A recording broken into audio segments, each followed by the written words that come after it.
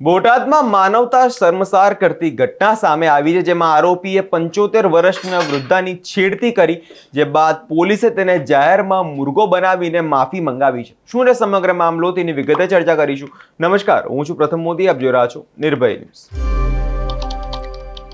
બોટાદના ઘટનાની જો વિગતે વાત કરવામાં આવે તો એવી છે કે બોટાદના ઈશ્વરિયા ગામમાં 75 વર્ષીય વૃદ્ધા ઘરે એકલા હતા અને આ એકલતાનો લાભ લઈને ગામનો નરેન્દ્રસિંહ ઉર્ફ કાનુ ભૂપતભાઈ ગોહિલ નામનો શખ્સ તેમના ઘરે ઘૂસી ગયો।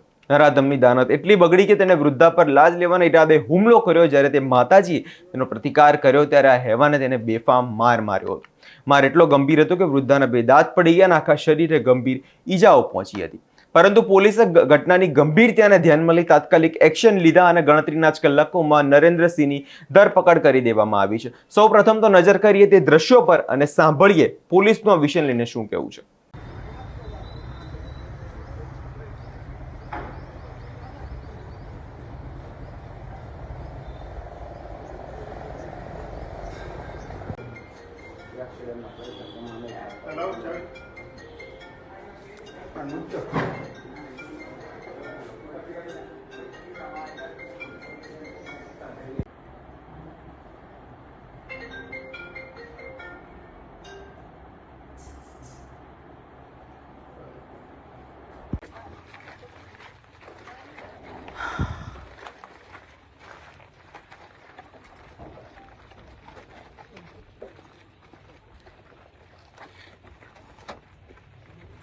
ગામમાં જે રહેતા હશે ને એને ખાસ કહેવાનું કે ભાઈ પોલીસને જાણ કરે, બરાબર?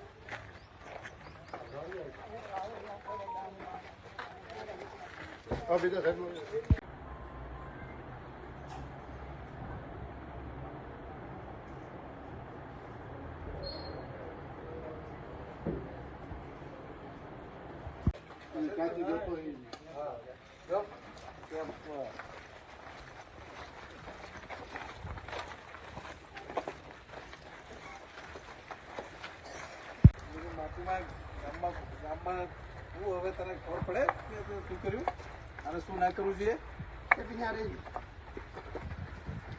હાથ જોડા મારી આગળ વ્યવસ્થિત હાથ જોડ, ઉભો રહો, રકડા મારીને આગળ હાથ જોડીને પગ લાગ। ઈશ્વરિયા ગામના વૃદ્ધા સાથે ઘટના ઘટી છે, શું સમગ્ર ઘટના છે? આરોપી પકડાયો કે નહીં, શું? બોટાદ જિલ્લામાં ગઢડા પોલીસ સ્ટેશન આવેલું છે। આ ગઢડા પોલીસ સ્ટેશનના આજે ઈશ્વરિયા ગામ છે, તે ઈશ્વરિયા ગામમાં આજે વૃદ્ધ મહિલા રહે છે। તે વૃદ્ધ મહિલા ઉપર નરેન્દ્રસિંહ ઉર્ફે કાનાભાઈ ભૂપતભાઈ ગોહિલ તેમના દ્વારા લાજ લેવાના ઈરાદે હુમલો કરી અને તેમના ગંભીર ઈજા પહોંચાડેલ હોય તેવી ફરિયાદ છે તે જાહેર થઈ હતી। આ ફરિયાદની હકીકત જોઈએ તો ગઈકાલે રાત્રિના આશરે 10 વાગ્યા આસપાસ આજે નરેન્દ્રસિંહ ઉર્ફે કાનો છે તે પોતે આ વૃદ્ધ મહિલા એકલી જોઈ અને તેમના ઘરમાં જઈ અને લાજ લેવાના ઈરાદે તેમના પર હુમલો કરેલ હતો। આથી આ ઘટનાક્રમને જોઈ અને બોટાદ પોલીસ દ્વારા તાત્કાલિક ફરિયાદ દાખલ કરવામાં આવી છે અને આ આરોપીને ઝડપી પાડવામાં આવ્યો છે। આ આરોપીને ત્યારબાદ અટક કરીને ગુનાહિત ઇતિહાસના આધારે તથા અન્ય તપાસ પણ શરૂ છે। આ જે આરોપી છે તેને ગામમાં બનાવ કઈ રીતે બન્યો છે તે આધારે રિકન્સ્ટ્રક્શન પંચનામું પણ કરવામાં આવ્યું છે અને અટક કરી અને આગળની તપાસ ગઢડાના પીઆઈ છે તે ચલાવી રહેલ છે। ના, હાલમાં આ જે આરોપી છે તેનો સ્થાનિક પોલીસ સ્ટેશનમાં કોઈ ઇતિહાસ જણાયેલ નથી, પરંતુ અમે તેના ટેકનિકલ સર્ચથી પણ અન્ય ઇતિહાસ છે કે કેમ તેની તપાસ કરી રહ્યા છીએ। ચાલો રાખજો ઘડી।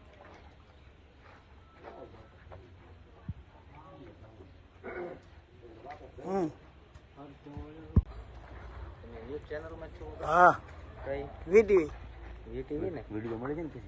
આ વિડીયો ના મળે, તમને સમાચારમાં આવે એ જોવાનું। નંબર તો આપજો તમારો, ક્યાં આવે લિંક તો મોકલો। હાથ જોડે ચાલતો તો ચાલ, આગળ ગેમ પીડો છે તારો। 1 મિનિટ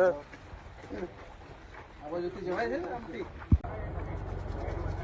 અહીંયા આવ્યા છે તો બધું મકાન બધું થઈ જાય ને। ગામનું બોર્ડ ગોતવું છો।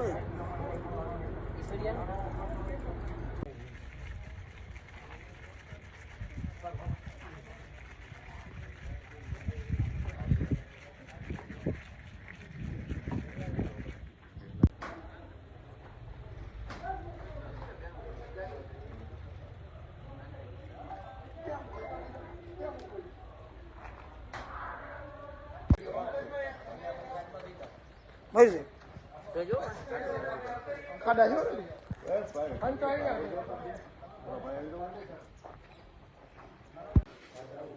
એક મિનિટ હો, રેલવે.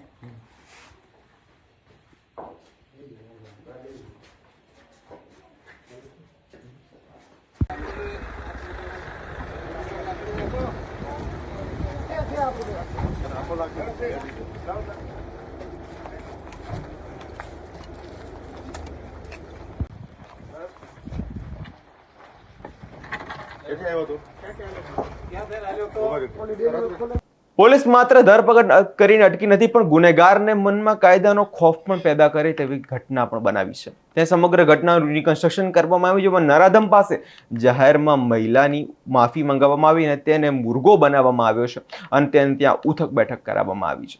પોલીસે આ મામલે અત્યંત કડક કલમો લગાવી છે જેમાં ગઢડાના ડીવાયએસપીએ સ્પષ્ટ શબ્દોમાં જણાવ્યું છે કે મહિલાઓની સુરક્ષા સાથે બાંધછોડ કરનાર કોઈ પણ શખ્સને બક્ષવામાં આવશે નહીં. આરોપીના ગુના ઇતિહાસની પણ તપાસ ચાલી જેથી કરીને સખ્તમાં સખ્ત સજા આપવામાં આવી શકાય. ઈશ્વરિયા ગામમાં હાલ અત્યારે આ ઘટનાને કારણે સમગ્ર લોકોમાં ભયનો માહોલ જોવા મળી રહ્યો છે પરંતુ પોલીસની આ કામગીરીને લોકો બિરદાવી પણ રહ્યા છે. આ વિષયને લઈને તમારો શું અભિપ્રાય છે તેમને કમેન્ટ કરી ચોક્કસથી જણાવજો અને અમારી ચેનલ નિર્ભય ન્યૂઝ લાઇક શેર અને સબસ્ક્રાઇબ કરવાનું ભૂલશો નહીં.